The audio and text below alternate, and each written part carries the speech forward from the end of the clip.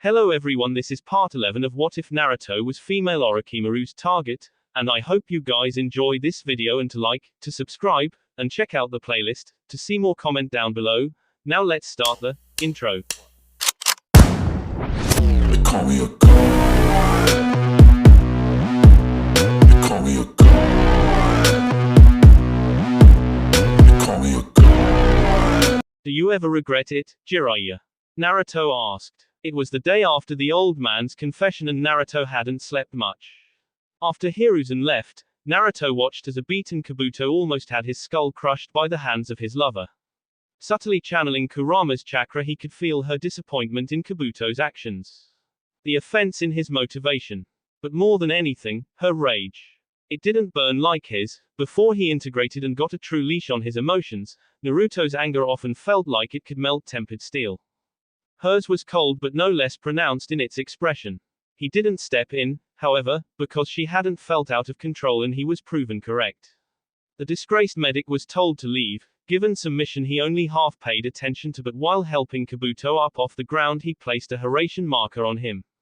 Kabuto had shown himself to be a potential threat and death would come swiftly should the need arise. Jiraiya looked at his godson, the red-haired young man sitting under a tree and looking up at the sky. But his eyes didn't seem focused. It was not for the first time Jiraiya wondered what his final student was seeing.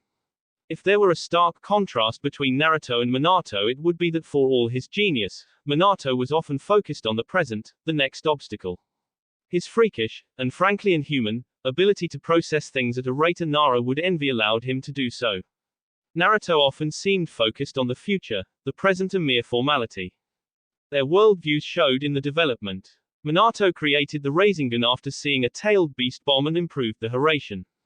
Naruto believed he could use the sub-elements before he truly mastered any of the primary ones. Jiraiya never saw Minato have a moment of self-doubt. Not that he lacked introspection, he just came to decisions quickly and moved. Naruto doubted and thought and agonized. Whereas Minato was the perfect shinobi, Naruto was the most powerful. I have many regrets, kid, you'll have to be more specific. Seriously training me. You didn't have to make me a toad summoner or request I undergo training to be a sage. Even some of the sub-elements I learned came from the information you provided me. Not for a minute, Jiraiya responded without delay. Where is this coming from? Naruto hesitated before answering, not sure how to express it all. When I first started seriously training it was out of offense. There was so much in my life I couldn't control. I couldn't know about my parents, couldn't change my reputation. Couldn't not be the shortest. Couldn't not be alone. But my chakra was just that, mine. Something I could control, and yet some fucking geek was telling me when I was allowed to learn jutsu. I couldn't stand it, so one day I made a decision. And I made that decision the next day and the day after that. I didn't understand then that strength can't exist in a vacuum, not in this world. A decision made almost 10 years ago and remade every day since. I wanted to be the strongest, the best. What would change for the better if you were weaker? I'd probably sleep better, Naruto quipped. Bullshit. You may have made the choice at 7, but you would have made it at 10 or 12 or whatever. The weak are preyed upon unless they get stronger or someone does it for them. At what point are you simply preying on the weak regardless of your intention? Jiraiya stroked his chin, deducing some of Naruto's concerns. He hadn't told Tsunade the true extent of Naruto's abilities yet, there hadn't been much reason. Jiraiya had seen powerful shinobi, he trained 5 of them. Minato could decimate armies. Nagato could do so much more. Naruto was simply in a different class and he was likely there alone. You don't seek conflict, Naruto. That's debatable. At the very least I invite it. You didn't invent war, kid. We've waged a few before you got here. I'm not saying that. However, even if only a pretext, Ross's dossier on me didn't exactly help matters. Strength invites challenge, be it out of fear, anger, grief, or arrogance. In a world full of killers, what good is being the strongest, the best while speaking of peace? When your enemies only see the strength, the peace you want looks like tyranny. We don't have to be just killers, we can be more. I could build every resident of Konoha a new house and they'd consider it a neat trick. If I killed the Raikage with a tree root I'd be made Hokage tomorrow. We didn't make ourselves killers alone, we had help. Someone was paying the clans, someone pays for missions now. An entire intricate web that runs on violence. The client sees one thing, the enemy sees another. No one is encouraged to see the humanity of the other. I believe people will understand each other, Naruto, Jiraiya responded and saw Naruto shake his head. I believe they can too, but understanding promises nothing. What if what we want is simply incompatible? Understanding isn't going to change that. Or what if we can't forego that feeling that comes with overcoming those that oppose us? That high from putting your life on the line, staring death in the face and getting away with it. The excitement of true victory. I can't argue against that, but it's a better path forward than false assumptions and bloodletting. Now, come on, what brought this on? Everything, nothing, or something in the middle. We talk about people understanding each other, but that doesn't even happen in Konoha, or maybe it has, and that's the problem, Naruto stated. He knew he wasn't being clear, so he laid it out plainly. The old man was waiting in Orochi-chan's house when we returned. He'd cooked up some plan with Kabuto but claimed he was abandoning it. Called for a truce of sorts between her and him. That's good. He was lying. Less so. I accepted that he almost got her killed when he held back help against Nagato. I didn't have much choice, he was Hokage. He isn't Hokage anymore, Naruto rubbed his face in irritation. They, to some extent, have a better read on each other than anyone else. They enjoy playing those games and she isn't just passive. I recognize her part, but my tolerance for it has run out. If he moves against her again, I'll get involved. You thought of talking to him? Jiraiya questioned but knew the answer. He sometimes forgot the negative emotions sensing the Kyuubi had provided Naruto. He sees me as a 7-year-old prop, not an agent with my own will. I don't want to do this, Jiraiya. I'm more than happy to leave him alone. Then make him see you differently. I've tried to dissuade him. I have no doubt Tsunade has as well, but Sensei is convinced he's protecting you. Maybe he just needs some reassurance that's not the case. Besides, if you were to move against him, even justified as you would be, you have to know there are a lot of ninja that would stand in your way. Retired Hokage exist in a murky place. No real authority but a lot of sway and pull. He doesn't have enough bodies to put between us to deter me. That's part of the problem, Jiraiya thought. Don't go feeling guilty for things you haven't even done yet, idiot. You know, your mother would kick your ass if she saw you sulking like this. Then she'd feed you inhuman amounts of ramen, Jiraiya said with a chuckle. Naruto laughed as well, liking the thought. I think you should go talk to him. Believe it or not, he really does think he's doing this for you. But enough of all that heavy stuff, what are we working on today? A few clones will be experimenting with steel release, but I'll be training yin-yang release. Why don't I just save you some time and carry you to the hospital now? It's not that bad, Tobio, Naruto exclaimed, but in truth, it was. Of all the releases he's attempted, this was by far the most difficult, Naruto not managing to create a single jutsu or reliably channel to chakra nature at all. Whatever, kid. What exactly are you attempting? I've got time, so when you knock yourself out I'll get you where you need to go. Naruto rolled his eyes but got to work, committed to making his godfather eat his words. So, what specifically are you trying to do? Maybe I can help. I've been learning how to generate healing chakra from Oba-chan. Her self-healing ability comes mostly from a mastery of yin release.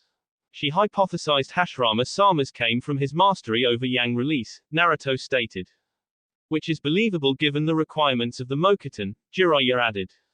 Yup. I'm attempting to use yin-yang release. If I can, I theorize it should allow for even more radical healing than Hashirama-sama and with none of the drawbacks of Oba-chan's, and I could even use it on others, not just myself. How radical? Hard to say, but yin-yang release is basically pure creation, so grow back a limb, bring someone back from the brink of death. Who knows really? Naruto answered. Jiraiya's eyes light up at the possibilities of such a technique. It'd certainly be a step forward in the medical arts if Naruto could pull it off. What are you waiting for? Get to it. Jiraiya exclaimed, breaking Naruto's concentration. I'm trying, you shitty pervert. Try harder. Naruto's hair shaping into 9 distinct tails was all the warning Jiraiya got before the chase began, one toad sage doggedly pursuing the other. Elsewhere, Tsunade donned a grim expression on her face. Orochimaru had shared Hiruzen's confession and call for a truce. Neither woman believed the man was done. Tsunade knew neither side would ever truly budge, their mutual antipathy well earned over the years. Is Kabuto still alive? Kakuku, of course. Tsunade hummed in acknowledgement. It wasn't a guarantee she'd have left the boy alive, not after he confirmed he told Sasori where to find Naruto. Tsunade wouldn't have cared if Orochimaru killed him, but doing so without going through proper channels could have caused a problem, which was the Sandaim's goal. It wasn't the worst plan. Where is he now? He was told to join Kimimaro-kun and the others in their search for Zetsu, Orochimaru responded. Tsunade shot her friend a look. You sure that was wise? From my understanding, the Kaguya is a bit fanatical in his loyalty. What happens if he guts Kabuto? Kimimaro won't do any permanent damage. He knows how to follow orders. Aha. And if they should find and neutralize Zetsu? What then? Why, I don't know, Tsunade-chan. You're the Hokage, I'm sure you'll figure something out, Orochimaru said, sarcasm dripping off every word. Tsunade simply rolled her eyes before sighing. Are you going to finally tell Naruto? Now that he knows about the secret room? Yes, tonight, Orochimaru answered, her tone losing all playfulness. If he doesn't respond well, I'll handle it, Tsunade-chan, Orochimaru stated. Tsunade nodded and let the matter rest. Not liking the tense atmosphere, the snake summoner decided to change topics. We've been so focused on how my night went we haven't even brought up your after-dinner activities. Tell me, Tsunade-chan, did you let that toad play in your well? She said, donning a devious smirk. What? Tsunade asked in genuine shock. It's a metaphor. The toad represents Jiraiya and the well your vag. She was cut off before she could finish. I know what you meant and no, of course I didn't. What is wrong with you? I'm a high-functioning sociopath that got cock-blocked by a geezer. The question was rhetorical, and I answered using rhetoric. Ugh, keep this up and I'll declare you a missing ninja, Tsunade said on faux exasperation. Sex was that bad. Glad the student doesn't take after the teacher. Once again, Jiraiya did nothing but walk me home. To even suggest anything more is absurd. You did go out on a date with him. That was to observe you and Naruto. You rarely go out, how am I supposed to watch you blush cutely when Naruto does something sweet if you don't go out into the public? I never knew you liked to watch, Orochimaru said, attempting to unsettle Tsunade once more. I get my jollies where I can, Tsunade responded, not allowing her friend the upper hand any further. But to be serious for a moment, wouldn't Jiraiya and I dating bother you? I thought you hated him. I don't hate Jiraiya. I did when we were kids, but I realized he was just competing for Sensei's attention like we all were. Once you understand that, he just becomes a sad, little fool that's fun to mock. Besides, even I know the value of someone that has your back and we fought a war together. Don't abstain on my account. Naruto was making his way to the Hyuga compound, traveling at a sedate pace. Contrary to Jiraiya's taunts, he hadn't rendered himself unconscious or exhausted his chakra network in his attempt at yin-yang release. And while there hadn't been a monumental breakthrough, if one were to ignore a stunningly few number of people could even use the release, Naruto concluded he was getting a grip on how it felt to call upon the two contrasting energies at once in near-perfect balance. The Uzumaki leader was happy with his progress, but his face wouldn't show it. He couldn't articulate it, but he had a sense Kurama was feeling apprehensive about something, and while he wouldn't claim to be an authority on Kurama's personality, the fox was never shy about expressing his opinion. This got Naruto both curious and a little concerned. Kurama, are you okay? He asked. I am conflicted, the Biju shared. Anyway, I can help. No, as you are central to the conflict. There is a technique that utilizes yin-yang release. I have only ever seen two people use said technique and neither learned it but were able to do so innately. I'm guessing one of them was your old man. Yes, Kurama answered swiftly. Naruto didn't follow up immediately. He knew how much Kurama revered his father, so even considering sharing a technique from him would be a pretty significant gesture. Well, I still have a ways to go with yin-yang release, so how about you not worry about it until then? No need to cause yourself any unnecessary stress, Naruto reasoned. You are closer than you realize, Kurama said. He'd been with the boy his entire life, likely understand his chakra better than even Naruto himself. He was very near being able to reliably wield the most difficult of releases. It wasn't even a matter of when but how, and that the boy thought of healing before the potential destructive capabilities confirmed what Kurama already knew, his container was a good person. Whether or not he was the one his father spoke of, Kurama couldn't say. He even questioned if such a person would be allowed to exist, as the Biju felt this world simply didn't want such a figure to come to the fore. However, if such a person did exist, Kurama believed Naruto would be the likeliest candidate. One of his fondest memories was the boy, a mere 14-year-old, demanding they be friends because no one should be alone. And with that, Kurama decided he would try to help Naruto learn the pinnacle of ninjutsu, confident he wouldn't abuse the ability. With one of his concerns put to rest, Kurama cut the connection and allowed Naruto to focus. Naruto felt Kurama end the conversation, the sensation indescribable. He didn't mind that the fox never ended things like a person would. As soon as he was done, he just stopped talking. It was blunt, but why would a giant fox be anything but? Naruto walked into the outdoor area he normally trained Hanabi. He heard before he saw her diligently striking a training post. It would take months for her to truly reprogram her instincts away from the gentle fist, but she was a dedicated student and a pleasure to teach. He also saw her ninjato sitting beside her, a little charm tied to the handle. Some might admonish her, but Naruto wouldn't. She wasn't a kunoichi yet, but a child training to be one. Also, if she were good enough to get away with it, then why shouldn't she? The Uzumaki was not alone in observing his student, Hiyashi and Neji both in attendance. It was not surprising to see Hiyashi there, as he would pop in their sessions from time to time. Neji, however, had been unexpected. The two had crossed paths since Naruto revealed his heritage, and the Hyuga seemed to not know how to regard him. Naruto thought he should just visit that bun-haired girl one night and get laid so he'd stop worrying about other people. It had surprised no one that Jiraiya agreed with Naruto's assessment. Hiyashi-san, Neji-san, Naruto greeted. Hanabi heard but knew to continue her warm-up. Pleasantries could wait. Naruto-san, Hiyashi replied. Uzumaki-san, Neji said. You two planning on observing today? Naruto asked in genuine curiosity. It'd be a really unfortunate lesson to sit in on. If you wouldn't mind, Hiyashi answered, and Neji merely nodded. Of course not. And it appears she is done warming up. Good morning, Hanabi-chan. Good morning, Naruto, she said, and ignored the brief tensing of her father's face. Naruto didn't require or ask her to call him sensei, so she didn't, and her father needed to accept it. What are we doing today? I'm not going to have to fight those demonic gummy things again, am I?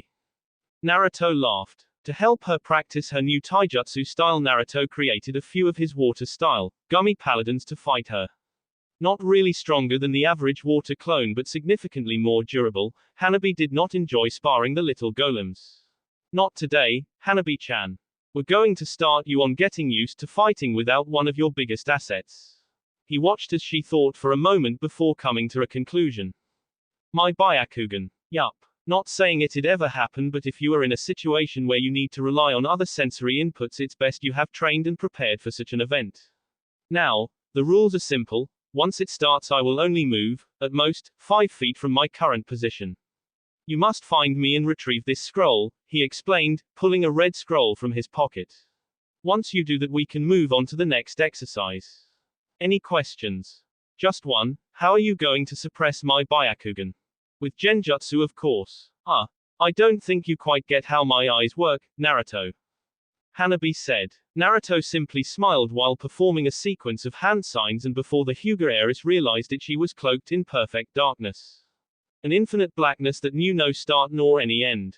What many don't know about Tobirama Senju's Genjutsu is the psychological toll being trapped in pure, unending nothingness can do. If undisciplined or weak of mind, the insecurities Paul repressed will come to the forefront. For others, it's an overwhelming sense of paranoia as their honed instincts tell them threats are all around them. Hanabi had lost all sense of herself, the illusion making her feel a part of this unnatural night. Every sound made her twitch, unable to pinpoint the location. She knew she just had to walk straight ahead and then decided if her sensei moved further back or to the side. But that first step was so difficult. Her body screamed to move meant instant death. Her only safety was to stay still. She felt her body shivering, a sense of terror and dread overcoming her. Outside of the illusion, Hiyashi and Neji watched, neither able to pierce the illusion with their famed bloodline. Hiyashi knew of this technique but had never seen it, had never wanted to.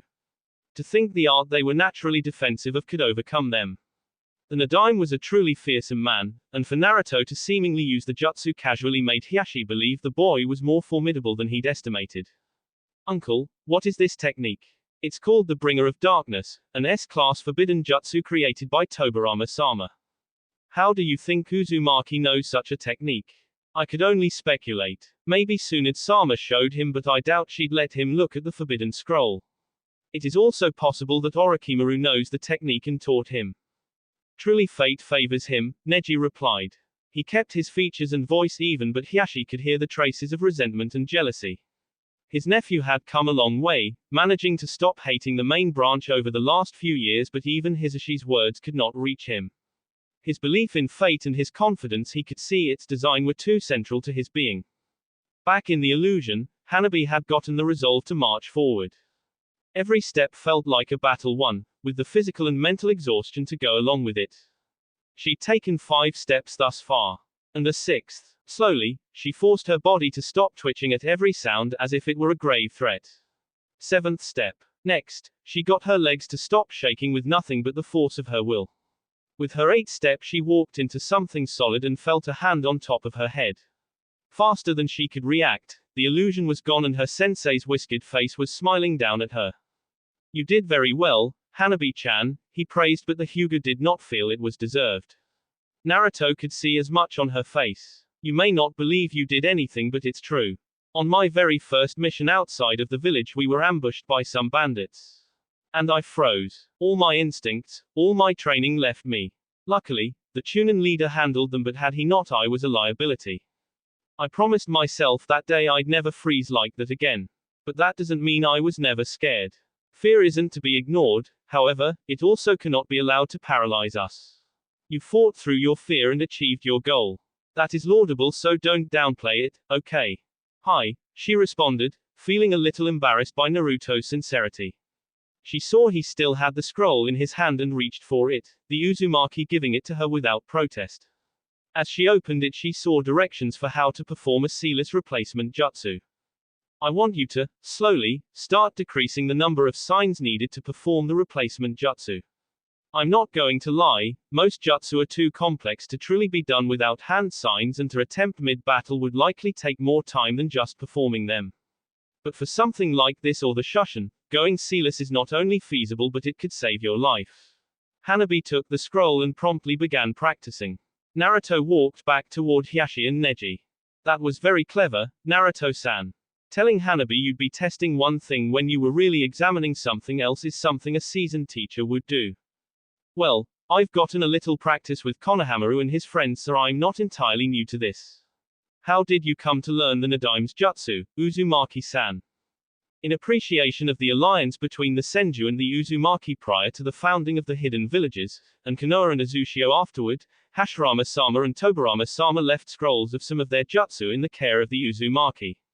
Once my heritage was revealed and my inheritance given to me, it was just a matter of finding them. Alliance. Azushio? Neji asked, confused. Yes, the Uzumaki weren't just a clan but cousins to the Senju.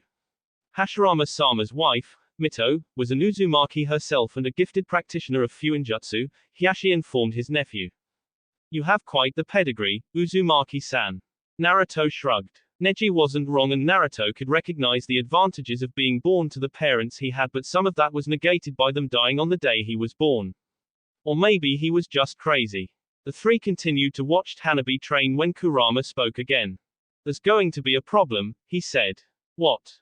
You remember that thing we thought might happen, but if it did it wouldn't be for years. You mean your yin half reforming not with you but outside of the seal and somewhere near or in Konoha? Yes. You have 10 seconds. Naruto created hundreds of shadow clones, one meant to find Tsunade and request she not send any ninja to where the other Kurama appeared. One to Jiraiya to ask him to do the same. Naruto himself spread his chakra around to sense where his father's Hiraishin markers were. 10 seconds passed quickly and he'd yet to explain anything to Hiashi, the man startled by seeing someone produce hundreds of something that could kill some Junin if they tried to make 5. Whatever Hiashi's question would have been would never be verbalized, as he saw something he'd hoped to never see again. Collectively, Konoha froze in terror when the bane of their existence, the being they held responsible for the death of the 4th Hokage, appeared above them. All was quiet, eerily so, as they soaked in the unfathomable fox. And then, as if a spell had been broken, collectively their wits returned just as Naruto's clones started to spread throughout. A moment of realization was shared. The QB had returned and chaos ensued. For a few, the return of the QB didn't just refresh long repressed traumatic memories. No, they believed they were seeing proof of the death of Naruto. Only the appearance of a clone stopped Tsunade and Orochimaru from acting recklessly. I'm fine, the clone explained. We thought this might happen but assumed we had years yet. What happened and how are you alive? Tsunade asked in a near panic. My dad didn't seal the entire QB into me, only half. He took the other half with him but someone he was freed from the Shinigami's stomach. Dead people can't be Jinchuriki and without the power of the Shinigami, the QB's other half was going to always returned. We had hoped it would simply return to the one in the seal but as you can see that hasn't happened. Why didn't you warn me? I thought I'd be Hokage by the time it came back.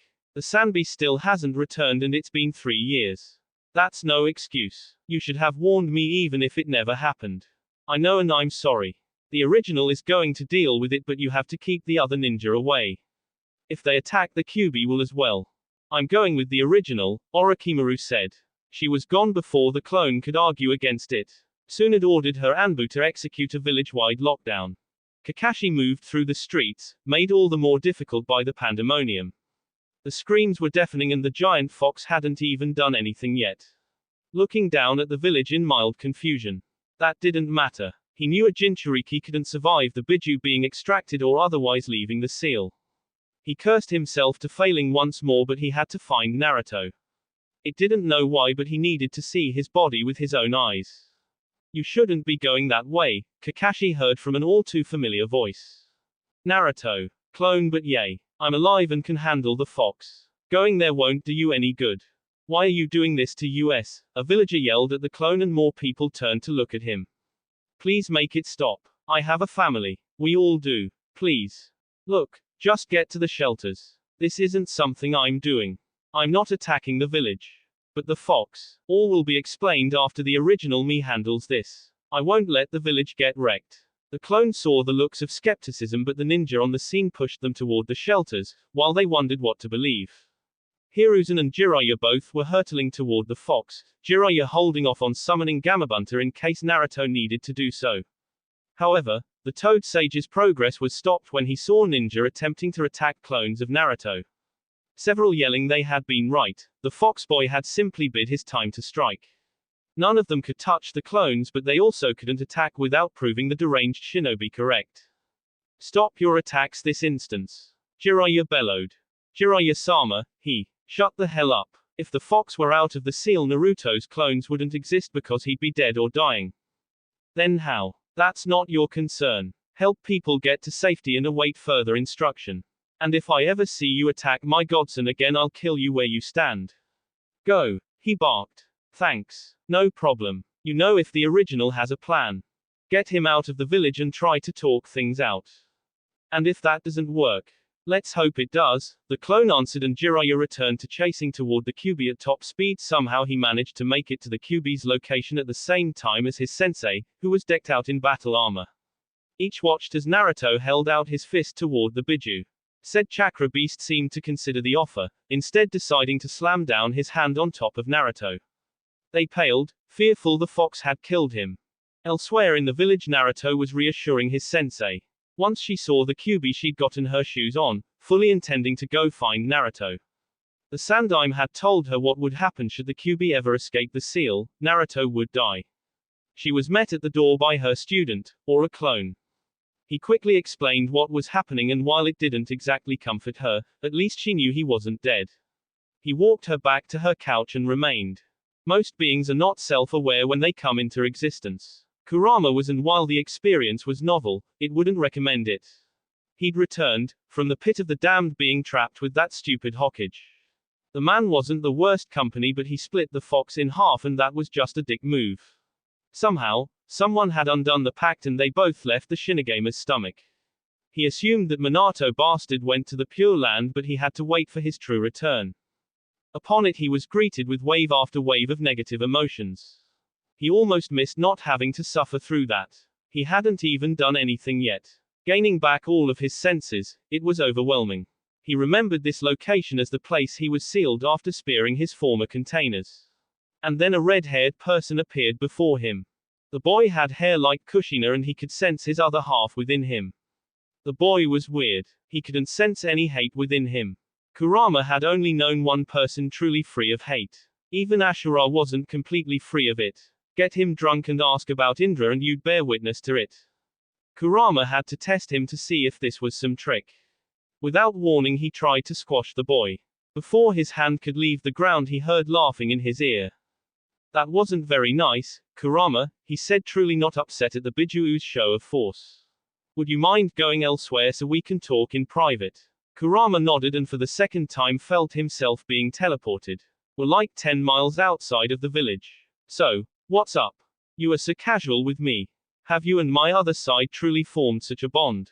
If you'd simply bumped fists with me you'd have the answer to that and a lot of other questions. Instead, you try to squish me. Not cool. Neither is ripping me in half. True. Dad could have been a tad more humane in your treatment but I'm not him. So, what's the plan, big guy? Excuse me. Your plan. I can't release your other half without dying, sir. I'm sorry but reunification will have to wait. And I wouldn't recommend staying in the land of fire but I do know somewhere I can take you. That fake Madara is still out there, though I wouldn't worry too much as he's living on borrowed time. You did not mention me entering your seal. I didn't. Honestly didn't think you would want to for any reason I could give. Also thought it'd set you off and I'd rather you remain calm. Kurama smiled at that. That was a wise decision. If you channel my chakra, I would like to sync with my other half. Naruto leapt off Kurama and complied, creating the full chakra cloak. Orochimaru, Jiraiya, the Sandaime, Kakashi and a team of Anbu arriving just as Naruto activated the form. Even the non-senses could feel the overwhelming presence of Naruto's chakra. Those that were senses would describe it as endless, as if they'd been dropped into an ocean with no sense of surface nor bottom. The Biju and the container met fists and in a flash Kurama received his yang half's memories and impressions. Once he'd absorbed the information he looked at the Uzumaki, as if considering him for the first time. Could he be the one his old man had spoken about? Should he help just in case he was? The debate felt moot, his yang half's impression so strong, his belief in his friend so sincere the yin half couldn't argue with it. He knew what he was going to do but he would make the boy earn it. My other half has accepted you and I will as well. But you must earn my cooperation in the same manner you earned his, without his help. I accept. Naruto shouted. He deactivated the cloak and walked over to the gathered ninja, assuming Jiraiya told them not to attack. Hey, you all need to leave. Naruto-kun, we will do no such thing, the Sandaime stated, firmly. I don't have time for this. I've already beaten the Kyuubi once and I was weaker then. Besides, this one doesn't want to kill me but it's going to be a massive fight regardless of what we do. Alright, the kids got it handled so let's go back and run damage control, Jiraiya ordered but no one moved, which annoyed him. Listen, not a damn one of you can fight the Kyuubi and you'd only get in the way. Minato died sealing the Kyuubi, Jiraiya. The Sandaime yelled. Minato isn't Naruto, Jiraiya responded. We'd only be in the way. Are you sure you can win? Orochimaru asked Naruto, finally speaking.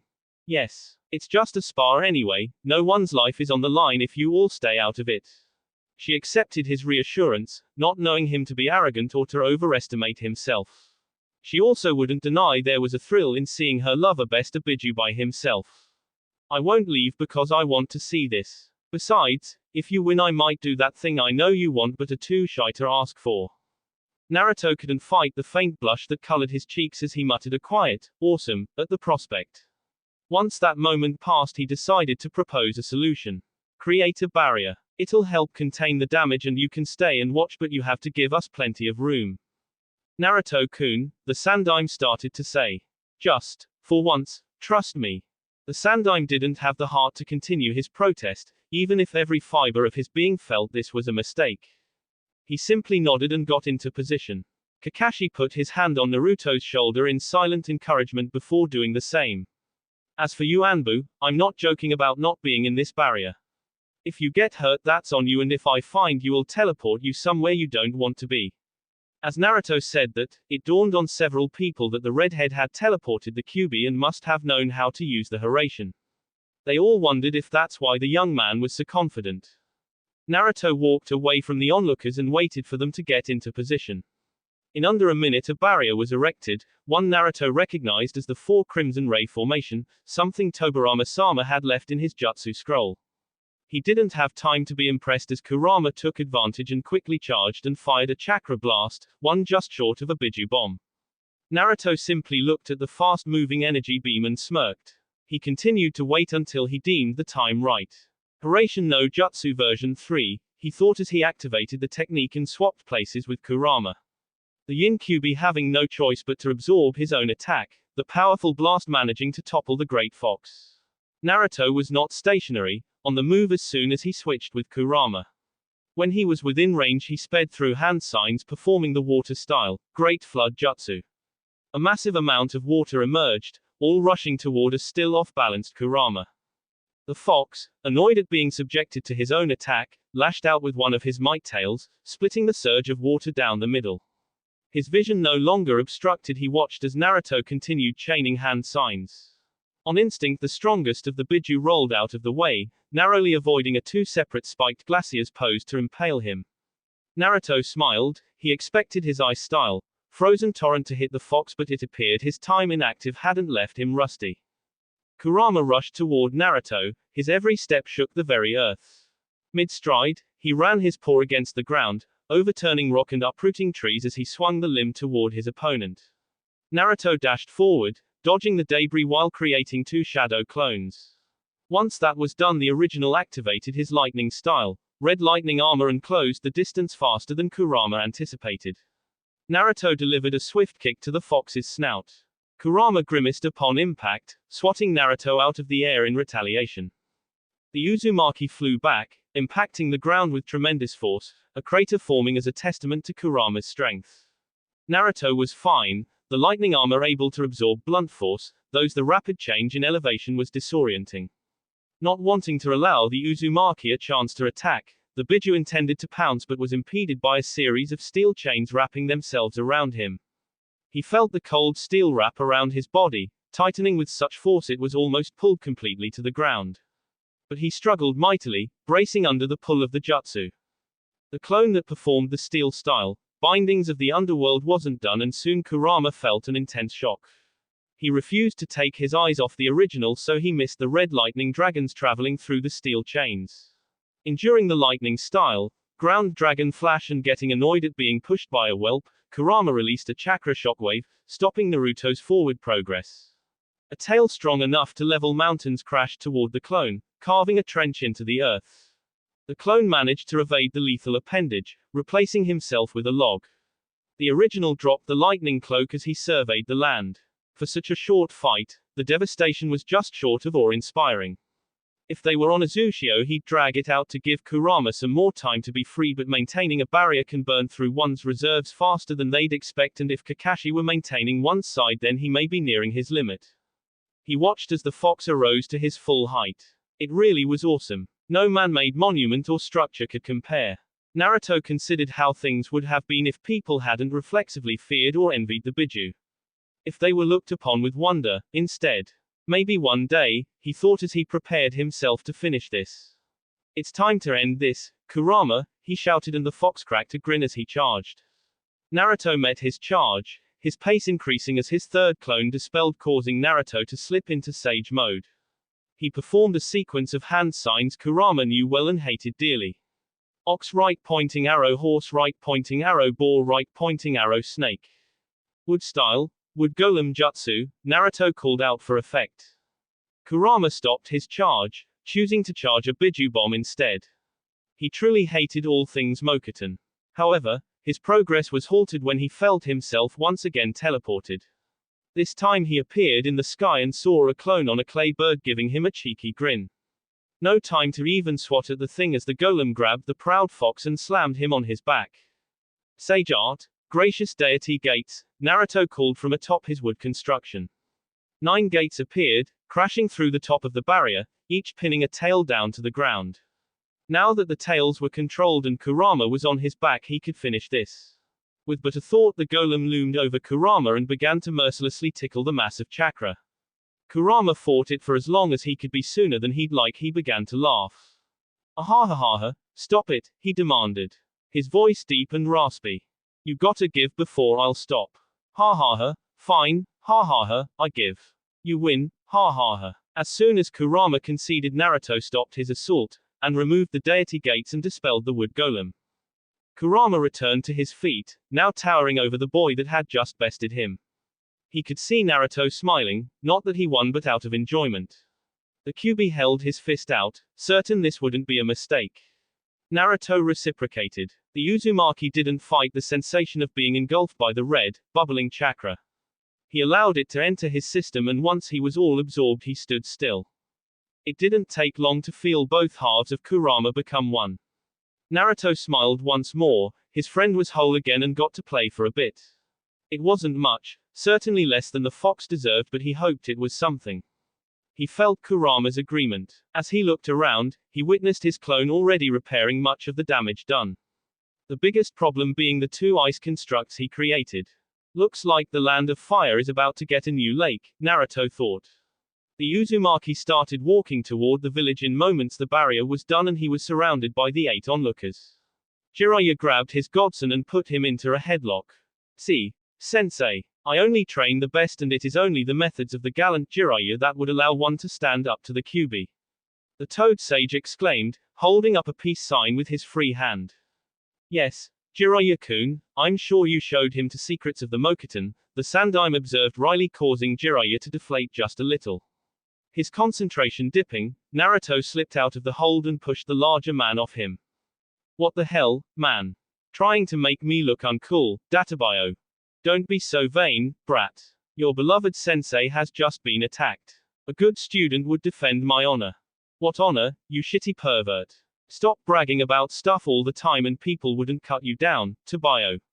The Anbu in attendance watched in disbelief as the teenager that just defeated the Kyuubi, using the Mokuton no less, bickered with one of the Sanin-like school children. You know, Naruto-kun, Kakashi interrupted, any chance you had at that spar went down the drain after what I just witnessed. Come on, Kakashi-ni, don't be like that. We can keep it strictly taijutsu if you want, Naruto offered. Jiraiya's vehement head shake informed Kakashi that was still a bad idea. Ma, what about a thrilling game of rock, paper, scissors? Why are all the men in my life lame? Naruto cried in mock distress. Kakukaku, it's okay, Naruto-kun, the snake Sanin comforted, having slid right beside the red-haired shinobi. He favored her with a face-splitting grin. The Sandaime watched as the two slipped into an easy rapport. The very sight of it turned something in him sour. He thought back to Naruto's last words to him, just for once, trust me. Had that been a large part of his problem? How many people had counseled him, warned him, done all they could to deter him from continually trying to entrap his former student? Had he lost the ability to trust in the judgment of others? Had he truly become that arrogant? Consumed with his thoughts, the Sandaime didn't notice they had arrived at the village's gates. Scores of Konoha shinobi and civilians were present. The long-time Hokage watched as Naruto dodged a punch from Tsunade, retaliating with a hug and quiet words shared only between the two. He heard the last of the Senju inform Naruto several of the Hyuga were able to see and narrate the fight. She encouraged him to address the crowd, the panic having subsided. Naruto looked unsure, a sign of his lack of faith in the villages, but Tsunade's resolve broke through. He watched as the young man took tentative steps towards the mass of people, all eyes on him. Nearly 17 years ago a tragedy befell the village. Many were lost, even more scarred physically and mentally by the event. What many didn't know was that day was supposed to be a happy one, the start of a family. It wouldn't happen. When a female Jinchuriki gives birth, her seal weakens. A man claiming to be Madara Uchiha took advantage of that time, and not even 10 minutes into the world he took me hostage. Forcing my father to protect me, this self-proclaimed Madara abducted my mother and released the Kyuubi upon the village. He then controlled the Kyuubi and made him attack. The rest most of you know. The fourth battled the Kyuubi, and in his final act he sealed half of the chakra beast into himself and half into his son, me. Naruto ignored the gasps heard throughout the crowd. The sealing jutsu my father used trapped him and his half of the Kyuubi within the stomach of the Shinigami. Somehow he was released from his eternal prison and allowed to go to the Pure Land. However, a dead person cannot contain a Biju, and the yin half of the Kyuubi was released into the world. I didn't know how long it would take to reform. The Kyuubi had never been so injured he had to disperse. It was much, much faster than I anticipated. As the Hyuga clan told you, I'm sure, the free half of the Kyuubi agreed to enter the seal and I now contain the entirety of the fox. Knowing he did not attack of his own volition may not change how any of you view him. You may not be able to forgive his deeds. I won't fault you as, truthfully, I haven't forgiving many of you either, Naruto said. Much of the attendants looked down in shame, remembering how they ostracized the fox boy. How so many looked upon him in fear or disdain, wishing he'd simply stop existing. It shamed them to think this was the son of the great hero, a man many would openly venerate in front of the boy they would make a pariah. But I don't hate you. And even when I was at my lowest, my opinion about the village at its most negative, I never wanted to harm you, I simply wanted to be free of your antipathy. For better or worse, Konoha is my home. My family, my teammates and my sensei are here. My duty is to protect this village and I will do so to the best of my abilities. Maybe in time we can become something more and truly embody the will of fire the Hokage of the past and present extolled. I think I'd like that. Having said his piece, Naruto took Orochimaru by the hand and teleported away. He didn't hear Tsunade, Hiruzen and Jiraiya all confirming the parts of his story they could. He wouldn't have cared. The people either believed him or they didn't. He just wanted to be alone. In an instant they arrived at her door and Naruto felt her tense. He turned toward her and she looked concerned. He couldn't fathom why. Orochi-chan, what's wrong? I'm not surprised after what's happened it slipped your mind. The room Kabuto was trying to gain access to, I was going to show it to you and explain everything. If you don't want, I need to. You deserve to know. Just, however you respond, no, nothing I did was to hurt you. The snake Sanin felt a pair of warm lips meet her own as her cheeks were cupped. It was a short kiss. More tender than what they normally shared, but the feeling of reassurance it sparked was welcomed. Whatever it is, it'll be okay, Naruto said. She nodded and led him to her office. She removed a book from a shelf against the back wall. The Way of Tea, Naruto realized and smiled. It was one of Anko's favorites. Orochi opened the book and placed her hand on a hidden seal, opening a secret door. Naruto continued to follow her down the stone corridor, and the stairwell until they reached the bottom. She used activated another seal to open yet another door and sitting at a table was someone in a hooded robe. I guess it's about that time, the decidedly masculine voice said. Orochimaru didn't respond to him, addressing Naruto instead. Naruto-kun, this is Obito Uchiha but you'd know him by a different name, Madara. Orochimaru didn't know what to expect, but if she were forced to guess at a response, laughter was not one of them. All that training I did to kill you and my girlfriend, apparently, kicked your ass, Databayo. He said, pointing at the Uchiha. Even Obito had to laugh at that. That will be it for this video. If you want more, comment down below, like, subscribe. And see you guys later.